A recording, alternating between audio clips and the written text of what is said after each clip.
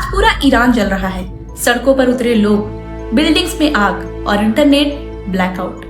आखिर ऐसा हो क्यों रहा है? इसके पीछे वजह क्या है?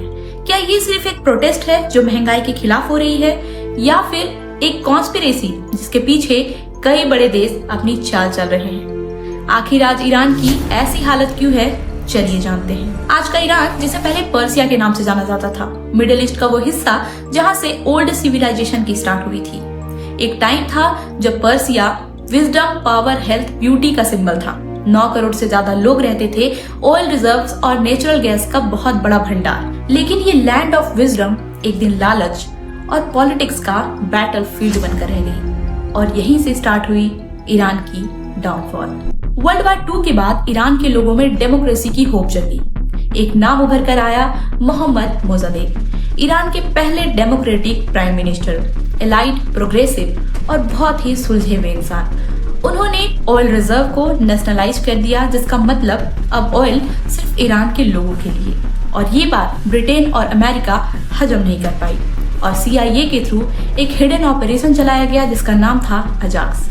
उसके बाद इनकी सरकार को गिरा दी गई और पहलवी की सरकार को लाया गया, और ये था ईरान के डेमोक्रेसी का पहला मर्डर। रजा पहलवी के टाइम पर ईरान चमक उठा। Modernisation, westernisation, western culture, fashion, military, सब कुछ ऑन द टॉप। अमेरिका का फुल सपोर्ट था, क्योंकि उसे मिल रही थी वहाँ की नेचुरल गैस और नेचुरल ऑयल। उस वक्त ईरान इतना पावरफुल था कि वो मिसाइल्स एक्सपोर्ट करता था। इजराइल जैसी कंट्रीज उसकी दोस्त थी।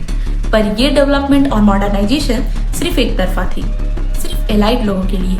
एक तरफ जहाँ पार्टीज हो रही थी, क्लब्स चल रहे थे, दूसरी तरफ लोग भूखे मर रहे थे। और ये बहुत बड़ा गैप बना इकोनॉमिक और रिलीजियस पैटर्न का, और यहाँ से शुरुआत हुई एक बहुत बड़े रिवोल्ट की। 1979 में ये वोल्केनो बनकर फट गया। 1979 में करोड़ों लोग सड़कों पर उतर आए। रजा पहलवी की सरकार को गिरा दिया गया और सत्ता में आए अयातुल्ला खोमेनी, एक रिलीजियस लीडर जिन्होंने ईरान को बनाया इस्लामिक रिपब्लिक। अब ईरान के कॉन्स्टिट्यूशन में सबसे पहले था अल्लाह का हुक्म। गवर्नमेंट से भी ज्यादा पावरफुल था सुप्रीम लीडर। फेमिनिज्म, फ्रीडम, सब कुछ छीन लिया गया।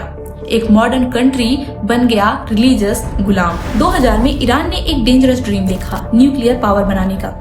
USA ने वार्निंग दी, UN ने सैंक्शन लगाए।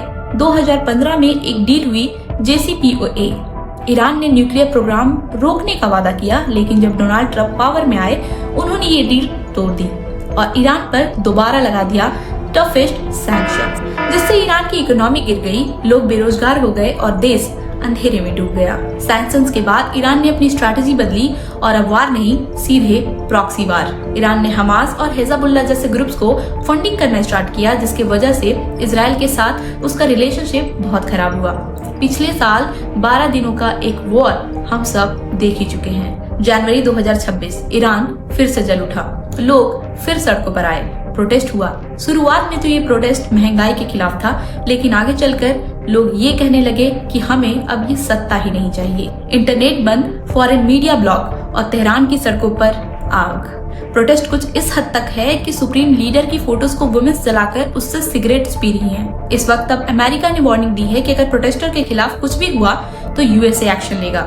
डोनाल्ड ट्रंप पर पहले ही एलिगेशन है कि वो ईरान की सत्ता को चेंज करना चाहते हैं, जैसा कि हम देख चुके हैं वेनेजुएला और लीबिया के केस में। क्या ये सच में प्रोटेस्ट है या फिर एक कॉन्स्पिरेसी जिसके तहत दुनिया के सुपर पावर्स अपने इंटरेस्ट के लिए दूसरे देशों में आग लगा रहे हैं?